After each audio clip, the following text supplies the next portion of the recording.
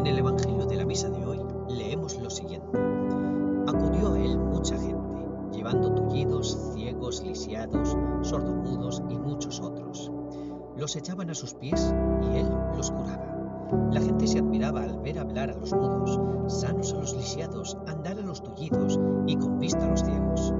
Jesús llamó a sus discípulos y les dijo: me da lástima de la gente. Esta es la razón que tantas veces mueve el corazón del Señor. Llevado por su misericordia, hará a continuación el espléndido milagro de la multiplicación de los panes. La liturgia nos hace considerar este pasaje del Evangelio durante el tiempo de Adviento, porque la abundancia de bienes y la misericordia sin límites serían señales de la llegada del Mesías. Me da lástima de la gente. Este es el gran motivo para darse a los demás, ser compasivos y tener misericordia. Y para aprender a ser misericordiosos, debemos fijarnos en Jesús, que viene a salvar lo que estaba perdido. No viene a terminar de romper la caña cascada ni a apagar del todo la mecha que aún humea, sino a cargar con nuestras miserias para salvarnos de ellas, a compadecerse de los que sufren y de los necesitados. Cada página del Evangelio es una muestra de la misericordia divina. Debemos meditar la vida de Jesús porque Jesucristo resume y compendia toda esta historia de la misericordia divina.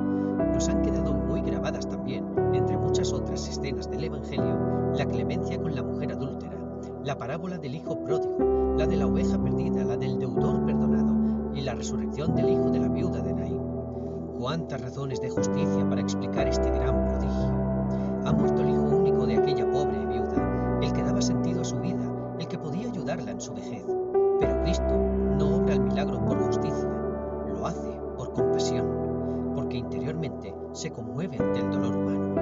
Jesús que se conmueve ante nuestro dolor. La misericordia de Dios es la esencia de toda la historia de la salvación, el porqué de todos los hechos salvíficos. Dios es misericordioso, y ese divino atributo es como el motor que guía y mueve la historia de cada hombre. Cuando los apóstoles quieren resumir la revelación, aparece siempre la misericordia como la esencia de un plan eterno y gratuito, generosamente preparado por Dios. Con razón puede el salmista asegurar que de la misericordia del Señor está llena la tierra. La misericordia es la actitud constante de Dios hacia el hombre, y el recurso a ella es el remedio universal para todos nuestros males, también para aquellos que creíamos que ya no tenían remedio. Meditar en la misericordia del Señor nos ha de dar una gran confianza ahora y en la hora de nuestra muerte, como rezamos en el Ave María. Qué alegría poderle decir al Señor con San Agustín: toda mi esperanza estriba solo en tu gran misericordia. Solo en eso, Señor, en tu misericordia se apoya toda mi esperanza, no en mis méritos, sino en tu misericordia. De forma especial, el Señor muestra su misericordia con los pecadores. Les perdona sus pecados. Con frecuencia los fariseos le criticaban por esto, pero él los rechaza diciendo que no necesitan de médicos los sanos, sino los enfermos. Nosotros que estamos enfermos, que somos pecadores, necesitamos recurrir muchas veces a la misericordia divina. Muéstranos, Señor, tu misericordia y danos tu salvación, repite continuamente la Iglesia en este tiempo litúrgico. En tantas ocasiones, cada día, tendremos que acudir al corazón misericordioso de Jesús y decirle: Señor, si quieres, puedes limpiarme.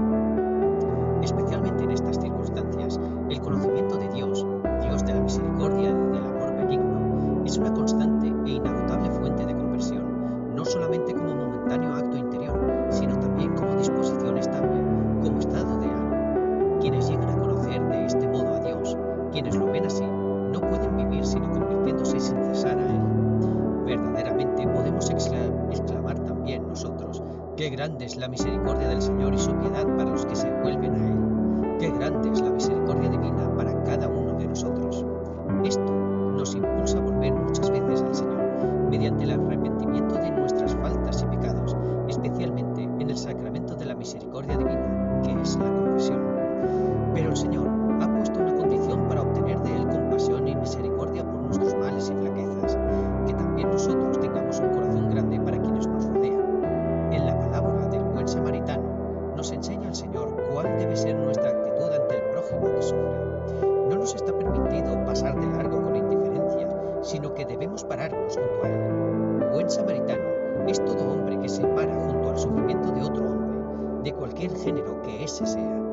Esta parada no significa curiosidad, sino más bien disponibilidad. Es una determinada disposición interior del corazón que tiene también su expresión emotiva. Buen samaritano es todo hombre sensible al sufrimiento ajeno, el hombre que se conmueve ante la desgracia del prójimo. Si Cristo, conocedor del interior del hombre, subraya esta conmoción, quiere decir que es importante para toda nuestra actitud frente al sufrimiento ajeno.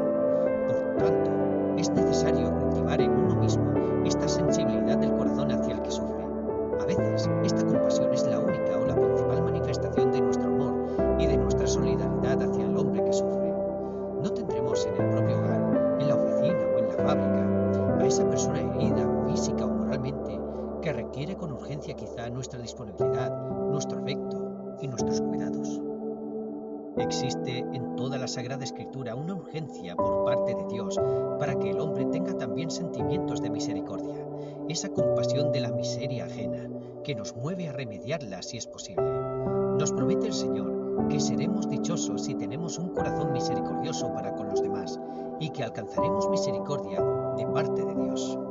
El campo de la misericordia es tan grande como el de la miseria humana que se trata de remediar, y el hombre puede padecer miseria y calamidades en el orden físico, intelectual y moral.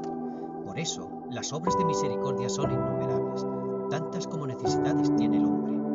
Aunque tradicionalmente, por vía de ejemplo, se han señalado 14 obras de misericordia en las que esta virtud se manifiesta de modo especial, nuestra actitud compasiva y misericordiosa ha de ser en primer lugar con quienes habitualmente tenemos un mayor trato, la familia, los amigos, con quienes Dios ha puesto a nuestro lado y con aquellos que se encuentran más necesitados. Muchas veces la misericordia consistirá en preocuparnos por la salud, por el descanso, por el alimento de los que Dios nos encomienda. Los enfermos merecen una atención especial, compañía, interés verdadero por su enfermedad, enseñarles y ayudarles a que ofrezcan a Dios su dolor. En una sociedad deshumanizada por los frecuentes ataques a la familia, es cada vez mayor el número de enfermos y ancianos abandonados, sin consuelo y sin cariño. Visitar a estas personas en su soledad es una obra de misericordia cada vez más necesaria.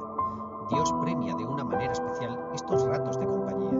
Lo que por uno de estos hicisteis, por mí lo hicisteis, nos dice el Señor. También debemos practicar junto a las llamadas obras materiales de misericordia, las espirituales. En primer lugar, corregir al que yerra, con la advertencia oportuna, con caridad, sin que se ofenda. Enseñar al que no sabe, especialmente en lo que se refiere a la ignorancia religiosa, el gran enemigo de Dios, que aumenta de día en día en proporciones alarmantes. La catequesis ha pasado en la actualidad a ser una obra de misericordia de primerísima importancia y urgencia. Aconsejar al que duda, con honradez y rectitud de intención, ayudándole en su camino hacia Dios.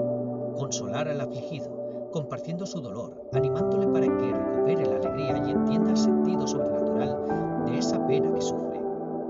Perdonar al que nos ofende, con prontitud, sin darle demasiada importancia a la ofensa y cuantas veces sea necesario. Socorrer al que necesita ayuda, prestando ese servicio con generosidad y alegría. Finalmente, rogar a Dios por los vivos y por los difuntos, sintiéndonos especialmente ligados por la comunión de los santos a esas personas con las que estamos más obligados por razones de parentesco, amistad, etc. Nuestra actitud de misericordia hacia los demás se ha de extender a otras muchas manifestaciones de la vida, pues nada puede hacerte tan imitador de Cristo, dice San Juan Crisóstomo, como la preocupación por los demás. Aunque ayunes, aunque duermas en el suelo, aunque por así decir te mates, si no te preocupas del prójimo, poca cosa hiciste, aún distas mucho de su imagen.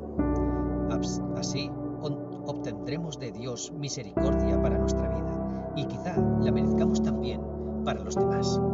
Ese abismo de misericordia que se extiende de generación en generación, según profetizó Nuestra Señora a su prima Santa Isabel. Pidamos la misericordia divina para nosotros mismos, que tanto la necesitamos, y para nuestra generación a través de Santa María, Madre de Misericordia, vida, dulzura y esperanza nuestra. Ante la próxima fiesta de la